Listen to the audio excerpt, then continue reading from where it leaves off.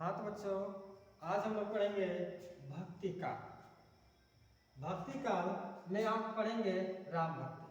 तो जानेंगे भक्ति काल का प्रारंभ कब हुआ था।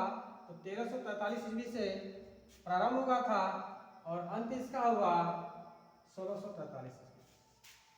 यानी 1343 से लेकर के 1643 के मध्य का जो समय है वह भक्ति काल के नाम से जाना जाता है।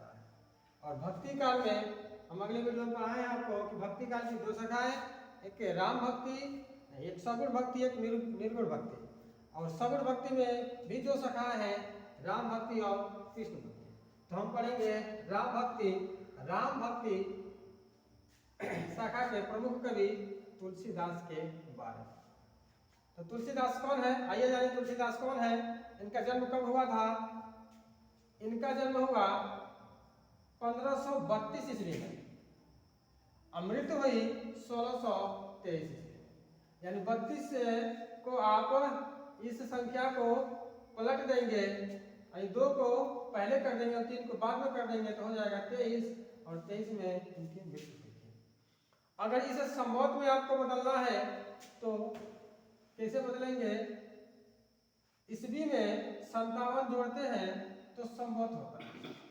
ईस्वी में 57 प्लस कर देते हैं तो संवत हो जाता है, क्योंकि संवत ईस्वी से 57 वर्ष से बड़ा है। संवत ईस्वी से 57 वर्ष से बड़ा है। आइए जोड़ते हैं, संवत पता करते हैं। संवत किस संवत में हुआ था। तो ये 9 हो जाएगा, ये 8 हो जाएगा, यानी 1589 संवत। जन्म स्थान है इनका राजापुर, बादा जिला है बादा, और गांव है राजापुर। माता का नाम है तुलसी देवी, पिता का नाम है आत्माराम दुबे। इनकी पत्नी का नाम है रत्नावली। इनके विषय में कहा जाता है, तुलसीदास के विषय में कहा जाता है कि जन्म के समय में ही इनके दांत निकले हुए थे, इसलिए इनके माता पिता ने इनको त्याग दिया था। यानी जन्म के समय इनके दांत निकले हुए थे, इसलिए माता पिता का स्नेह प्यार नहीं मिल पाया। तो ये अपने पत्नी से अथाह प्रेम करते थे। एक बार रात्रि के समय में, दिन में इनकी पत्नी चली गई मायके। जब मायके गई, आई है कहीं से घूम करके, देखा कि शाम हुआ, कहीं देखा कि ये घर पे नहीं है। ढूंढने लगे, पूछे तो पड़ोसियों से पता चला कि वो तो मायके चली गई। ये उसी समय चल दिए ससुराल चल दिए। आधी रात हो गई, बाढ़ आई हुई थी, नदी पार कर लिया किसी तरह से इन्होंने। और जब गए ससुराल पहुंचे, दरवाजा खटखटाया तो सामने इनकी पत्नी आई। जब सामने पत्नी आई तो देखा, अरे अचानक इतनी रात को आप आ गए, इतनी रात को। तो उन्होंने कहा, इनकी पत्नी ने कहा कि अनाहुत जो तुम आए, अनाहुत जो तुम आए, धो दिया धर्म कुल सुत, राम के नहीं तुम काम के सुत कहलाए, जो बिके बिना दाम के, मैं कुछ नहीं केवल हाड़ शाम के। तो उस समय इनके मन में कुछ ऐसा बहुत बुरा लगा, कष्ट हुआ इनको। उस समय इनके अंदर जागा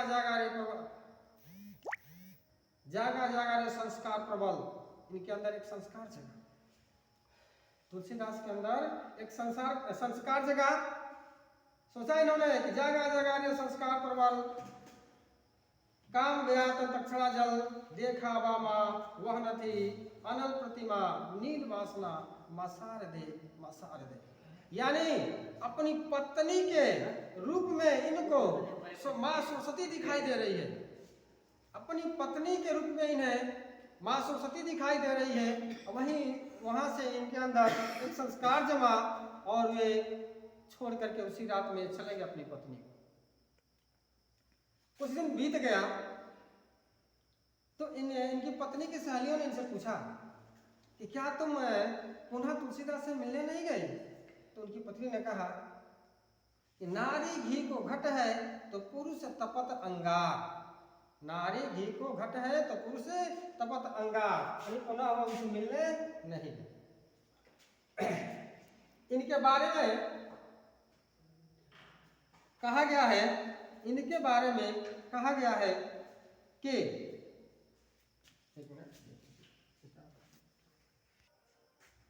इनके बारे में यानी तुलसीदास के बारे में जॉर्ज विलियमसन ने कहा कि बुद्ध देव के बाद अगर कोई एक लोक नायक हुआ तो वह है तुलसीदास।